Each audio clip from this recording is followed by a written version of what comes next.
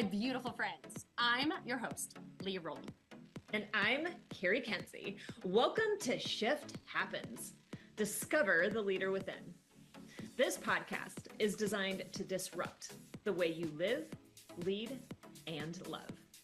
At Shift, we challenge traditional narratives and believe that inner wisdom is the key to every decision.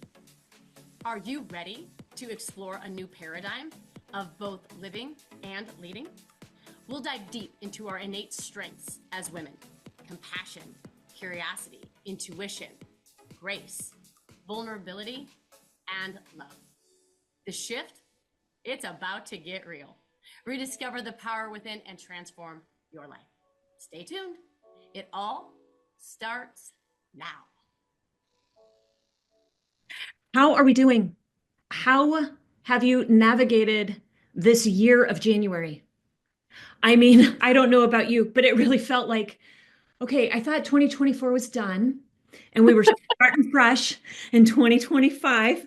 And then it just didn't stop. Like January just kept going. And life happens and things happen and lessons and curriculum continuously come forward for us as well as for everybody else. And so I know wonderful people that the conversation Leah and I want to bring forward today is, of course, stemming from recent events and lessons and curriculum that we have been provided, and speaks so deeply into what it is that we are efforting and showcasing in the world. Alignment is a word that's used a lot, but I don't know if people truly understand what alignment really means and the power that alignment has to be able to move us forward in life, not just in life, but in business.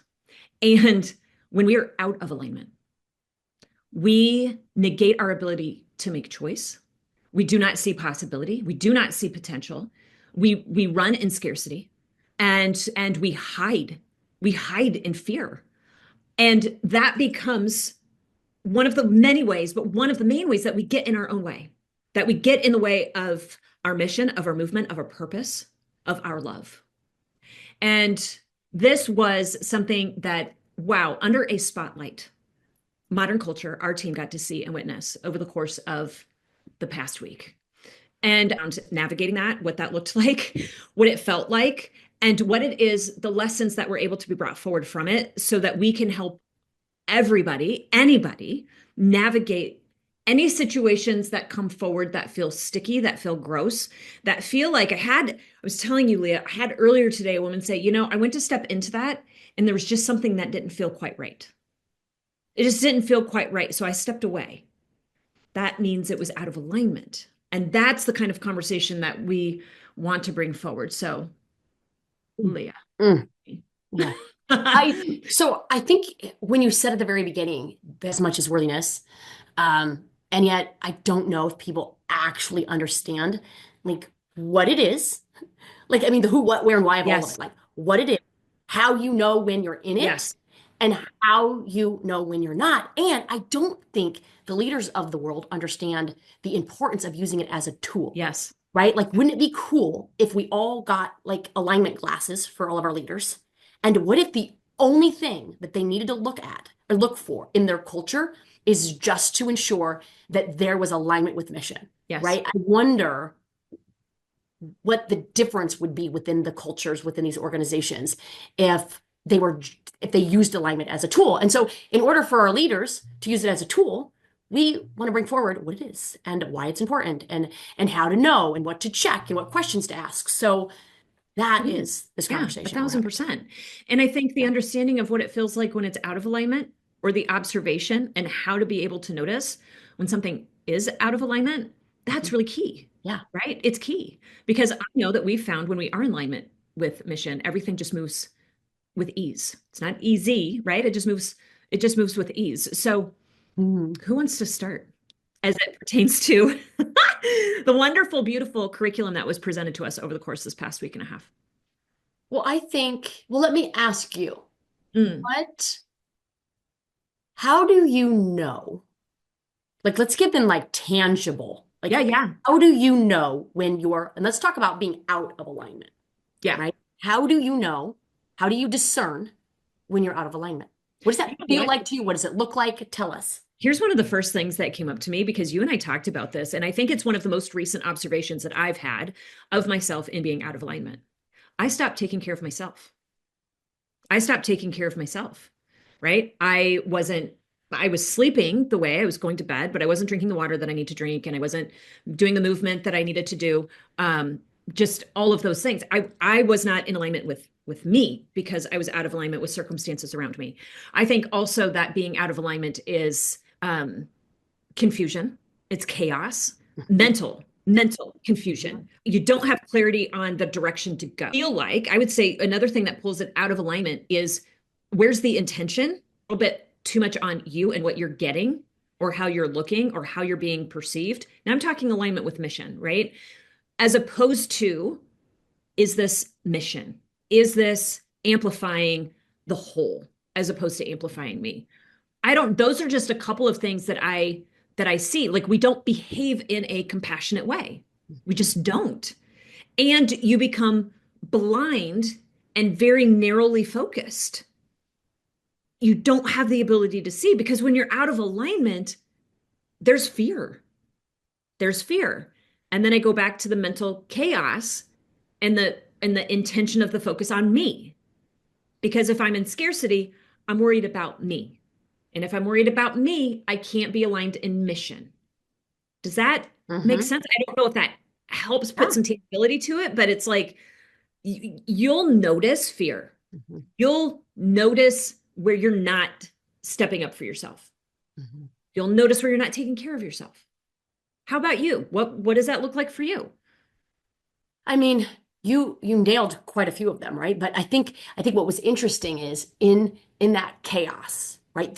There there will there will feel like massive amounts of doubt, massive amounts of fear, Yes. massive, and you called that up, massive amounts of uncertainty, massive amounts of just ruminating in to your point, scarcity, but ruminating in all the what ifs, right? Well, what if this and what if this and what if I misread it this way and what if I was wrong about it this way and what if this and what if this, and we what if the past as opposed to what if potential, right? Like, right. And so when we do that, when we make the flip in alignment, is you're aligning with the potential of your future.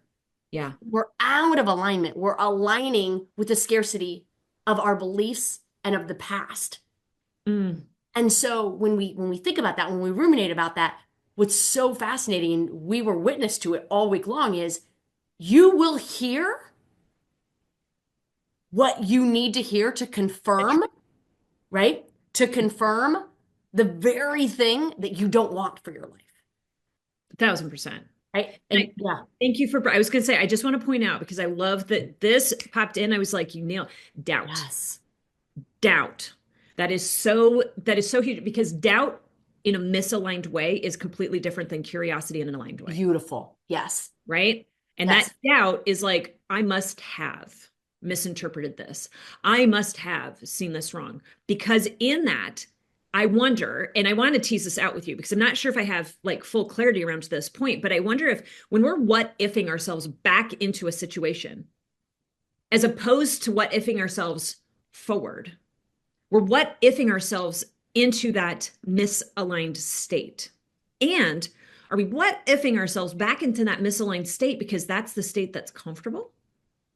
Because that's the state that we have known, which then brings the inability to see or to have an awareness to, I am hearing them say, I'm sure it's not their words, but this is what I'm hearing them say because it's reconfirming to me the doubt that places me back into a what if state. But if I haven't understood clarity in alignment, I don't have the ability to see. Does that Hmm. make Yes. Yes. So let me say it back just to make sure that I'm hearing what you're saying, right? And bring clarity to the whole sense? thing. So when we are what ifing, right, in our doubt, Yes.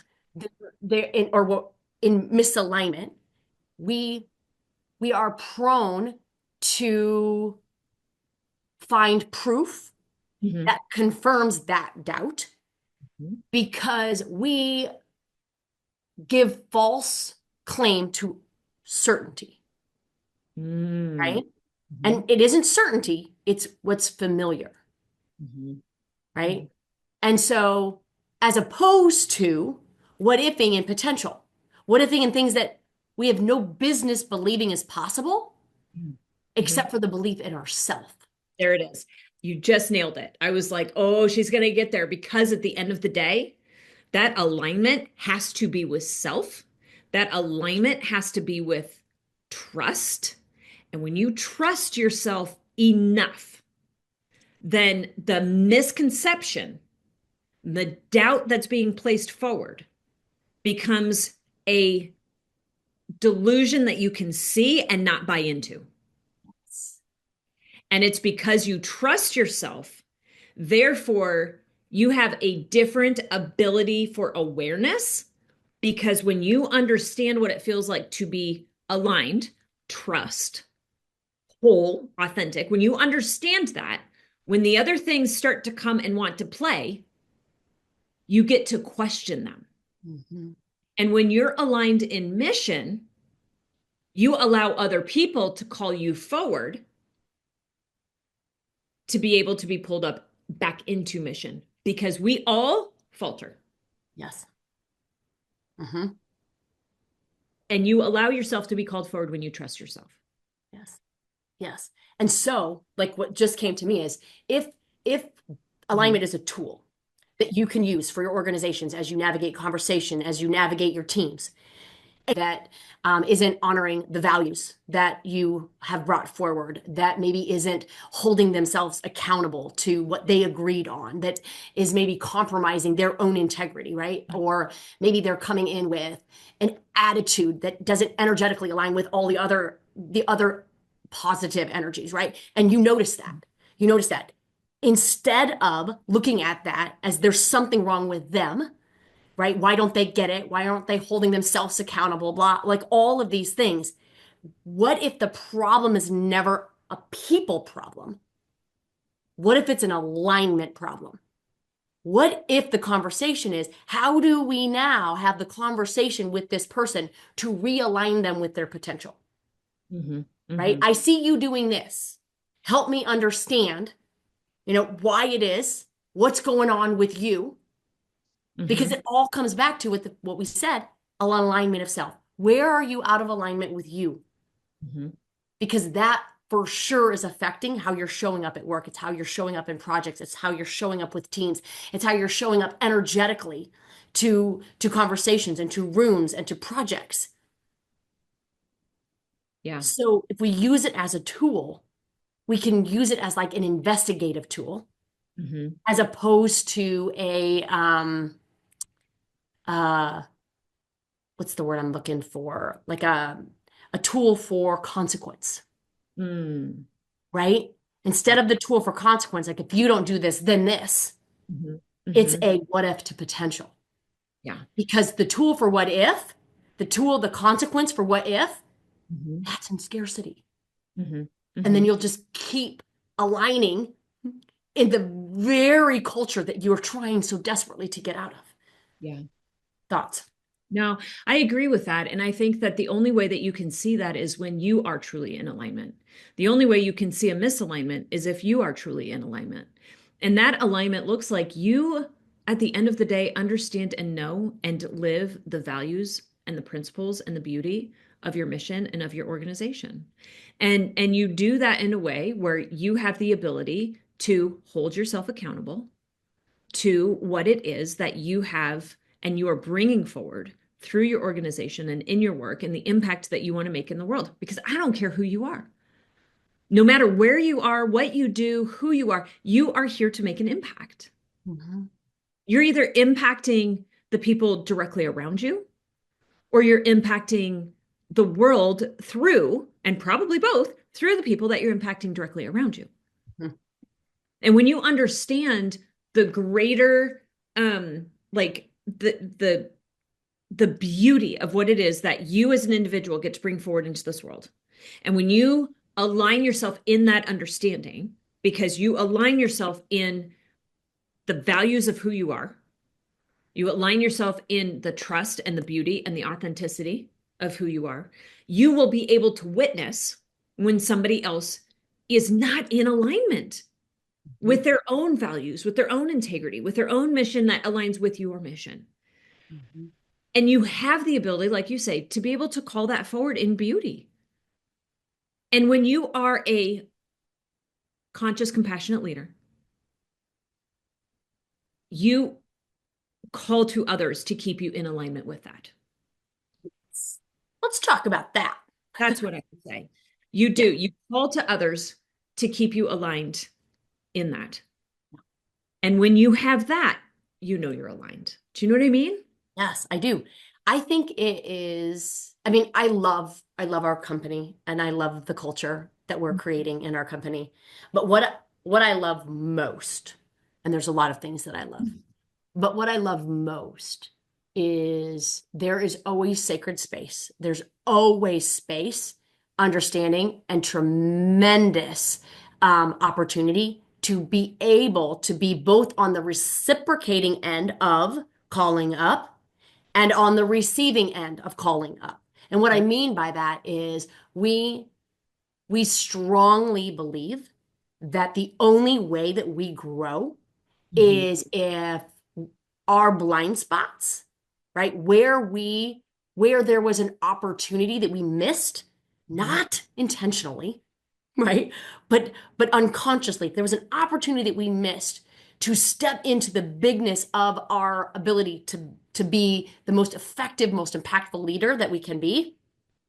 We welcome the feedback. We welcome that opportunity to get better, right? We both welcome it on the receiving end of it with tremendous gratitude and appreciation. And we have the courage to bring it forward to our team members and to one another as to where there is an opportunity for our growth. That is an aligned culture. I don't know, Cari, I don't know if you can have an aligned culture unless that fundamental, and I'll call it a rule, but that fundamental principle, if you will, is alive and well in the organization that you lead in. Well, and here's what I would say to that. Just if we look at our organization, we love to use us as an example, right? If you look at our organization, the conversation that has been had between our leadership team is this: if I am ever behaving, acting in a way that is not in alignment with the mission, please call me forward. Please call me forward. And when we look at the mission is based in values and impact and what it is that we are efforting to create in this world. Never do you hear, if I am ever doing something that doesn't look good, if I'm ever doing something that, I don't know, maybe could be perceived wrong, or that, doesn't allow me to show up so that others can see me as a leader, right? Then please call me forward. When I say that underlying intention, this is what I'm talking about. Because when you are aligned, when you're bought in, let's use a different word, when you're bought into the mission, when you are there for the purpose, that's the conversation you want. If I'm ever doing anything that's getting in the way of moving this mission forward, please call me forward, right? And then when you look at that mission, what is that mission? It is conscious, compassionate leaders, right? For whatever it is for you and the organization, what is it that you need from your team, from your individuals in order to move that mission forward? Yeah. Conscious, compassionate leaders, right? So if somebody in your organization comes and has the ability in vulnerability, which by the way is one of our huge conversation pieces, right? Compassion and vulnerability, to come forward and say, look, if I'm ever doing anything that's getting in the way of that, please call me forward. please call me forward because I understand the mission. It's about the mission. It's not about me. It's not about me. And when we look over the course of this past week and a half, that's where the misalignment happened coming forward, right? Please let me know. If at any time, I mean, I can't tell you how many times we've all pulled each other in the corner. If at any time I'm doing anything that's getting in the way of this mission, please, please, please call me forward. And we did. Mm-hmm. We called an individual forward and we said, look, this is not in alignment with mission. This is not living by the values and the principles. Because the question was more in how do I look versus how am I serving? Mm-hmm. And that's when we knew it was misaligned. Mm-hmm. That's when we knew it did not have the opportunity to come back into alignment. And why? Because of that inability to take accountability, Mm-hmm. that inability to be vulnerable and curious and open because it was too protective of the me and not in service of the we. Mm-hmm. Yeah. I don't know what you would say to that, but I was trying to pull, Leah, I'm not so great at this. Give me the tangibles. I'm like, do the highlight. I was trying to pull it in for us.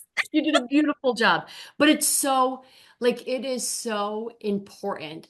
And I love the idea of the bought in, right? Because we talk with leaders all day long.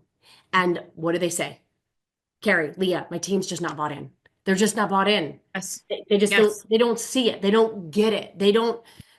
Right? And I would like to say, if you have team members that are not bought in, if you have senior level executive leadership teams that are not bought in, there is a misalignment, period. Period. There's a misalignment because if they were aligned, you would have their buy-in. If you have people that are not bought in, right? There is a breach of alignment.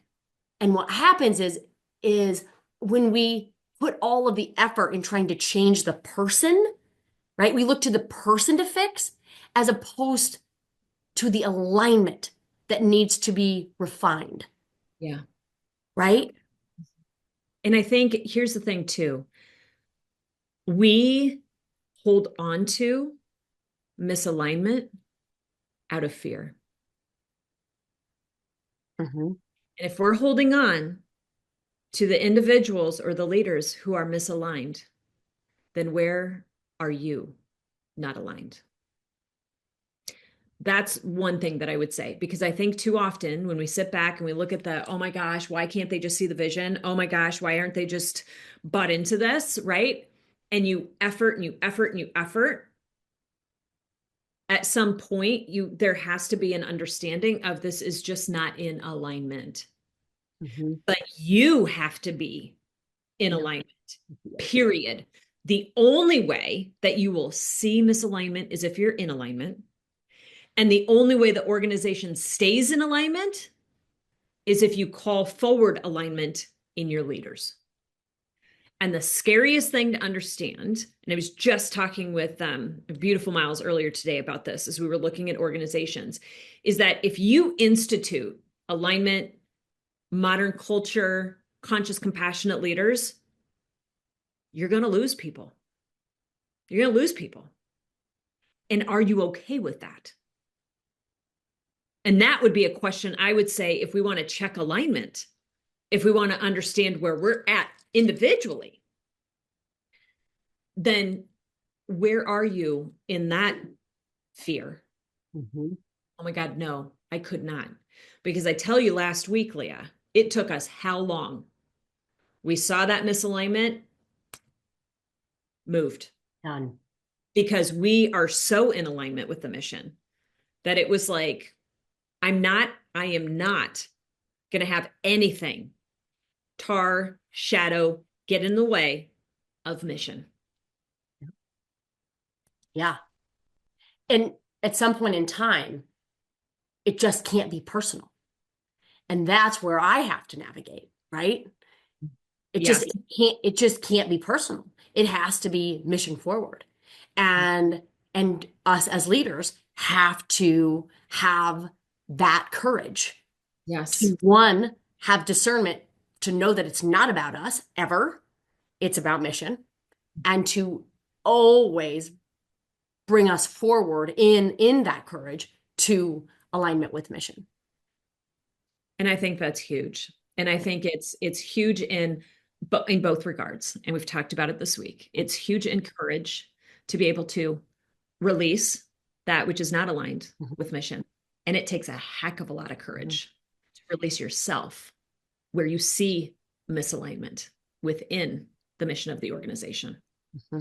So I honor those who have the ability to do that.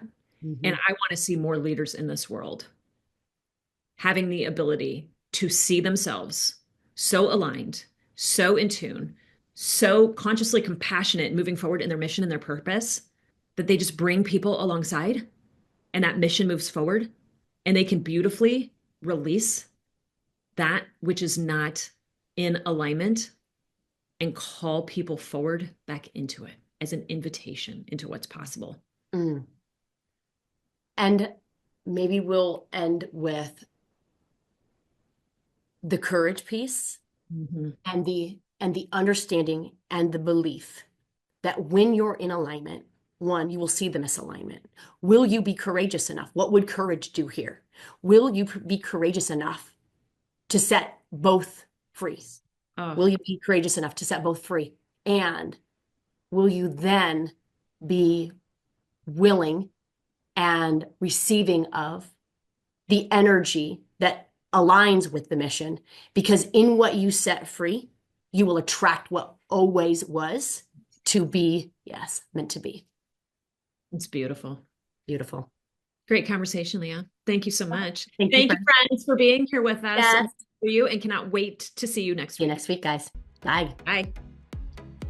You have been listening to Shift Happens. Discover the leader within with Leah Rolling and Cari Kenzie, where we help you reconnect with your inner leader.